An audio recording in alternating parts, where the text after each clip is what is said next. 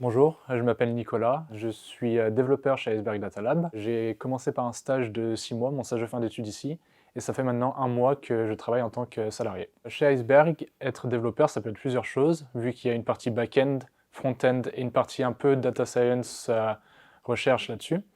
Le back-end, ça sera donc tout ce qui est la partie calcul, étant donné qu'on calcule beaucoup de données. On travaille avec des bases de données de plusieurs milliards de points de données. Le front-end mettra à disposition ces outils-là pour les analystes, de sorte à ce qu'ils puissent calculer les impacts pour les entreprises et faire leur travail correctement.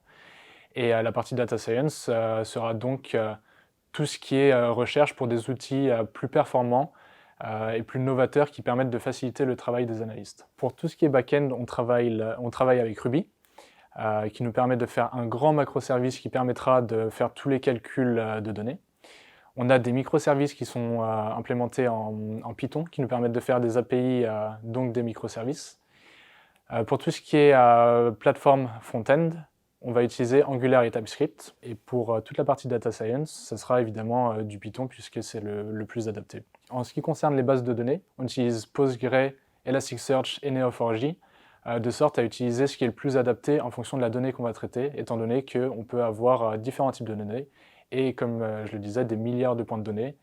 Et donc, il faut savoir adapter la techno. Les prochains challenges qu'on va avoir à traiter sont principalement de devoir traiter la quantité de données qu'on va avoir, étant donné qu'on va toujours rajouter plus d'entreprises, plus de secteurs, plus d'impact et plus de granularité. Ça fait qu'on va décupler la quantité de données qu'on traite et qu'on va devoir calculer.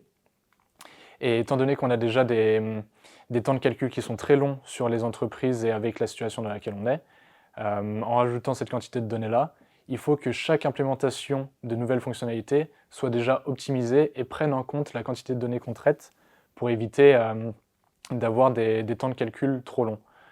Il faut donc éviter les implémentations naïves et avoir en tête qu'on travaille avec énormément de données. Il n'y a pas de cycle de développement établi et défini précisément, étant donné qu'Iceberg est une entreprise qui est en train de se construire et qui continue de se construire. Mais on a toujours des fonctionnalités en backlog qu'on sait qu'on veut intégrer, qu'on sait qu'on va implémenter, mais il faut savoir les prioriser, déterminer lesquelles sont les plus précieuses pour concorder avec les méthodologies qui sont développées par les analystes et faire en sorte que ça permette des calculs qui soient le plus fidèles à ce qu'on cherche à obtenir.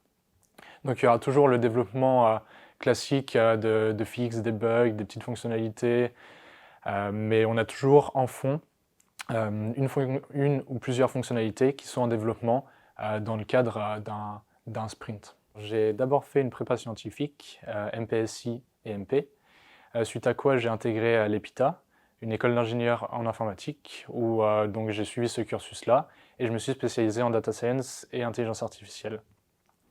J'ai fait mon stage de fin d'études ensuite chez Iceberg Data Lab, ce qui a conclu sur un CDI en tant que développeur chez Iceberg Data Lab. Tout d'abord, ce qui m'a motivé, c'était que Pierre-Olivier était un ancien de l'EPITA. Il a suivi plus ou moins le même cursus que moi. Donc je savais qu'on serait sur la même longueur d'onde en termes de raisonnement, développement, manière de penser sur tout ce qui est tech. Ensuite, Iceberg Data Lab est une startup et j'ai déjà eu l'occasion de travailler dans une startup et ça m'a donné vraiment envie de travailler dans ce type d'environnement-là, parce qu'on se retrouve souvent avec des personnes qui sont relativement jeunes, impliquées, dynamiques et passionnées par ce qu'elles font, qui ont envie de construire quelque chose. Et le plus important, c'est donc le domaine de travail d'Iceberg, qui consiste à calculer des données environnementales. C'est quelque chose que je trouve très éthique et très concret, et je trouve ça bien de pouvoir mettre à disposition et à bien les outils technologiques, et tout ce qui est programmation et développement, afin de calculer ce genre de données et avoir un vrai but et un vrai impact dans notre travail au quotidien. On commence à 9h30, on commence tous les jours par un petit stand-up où on donne ce qu'on a fait la veille et ce qu'on a comme objectif pour la journée. Ça permet aux autres de savoir ce sur quoi on travaille et ça nous permet même à nous-mêmes de savoir ce sur quoi on va vraiment travailler, s'organiser et faire un point avec soi-même.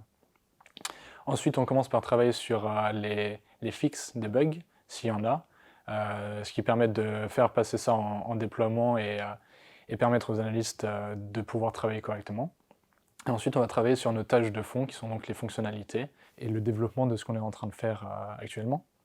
Le midi, évidemment, on va manger, souvent en groupe entre nous, et c'est très sympathique, c'est très convivial. Et vu qu'on est dans un cadre où on est encore assez peu pour pouvoir faire ça, je trouve que c'est vraiment une bonne chose. On finit la journée vers 18h30, et voilà à peu près une journée type. Ce que j'aime chez Iceberg, c'est que peu importe le développement qu'on va faire, ça va être très challengeant. C'est-à-dire que même si on fait du développement web, donc front-end ou back-end, on va travailler avec des quantités de données qui sont assez importantes, et donc il y aura, dès le début, des soucis d'optimisation qu'il faudra prendre en compte si on veut avoir des performances assez bonnes, et même ne serait-ce que pour les analystes, si on veut qu'ils puissent travailler correctement. Ce que j'aime aussi, c'est que depuis que je suis arrivé ici, ce qui fait même pas 8 mois, j'ai pu travailler sur du front-end, du back-end, de la data science, donc machine learning et deep learning, et toucher un peu à tout dans l'équipe tech et dans la stack technique. Mais en plus de ça, j'ai pu travailler aussi avec les analystes, voir les méthodologies qu'ils développaient, comment ils fonctionnaient, quels sont leurs raisonnements et leurs buts. Et ça nous permet donc de comprendre pourquoi on développe les produits qu'on code, quelles sont leurs utilités, à qui est-ce qu'ils vont servir, et surtout quel impact ils vont avoir.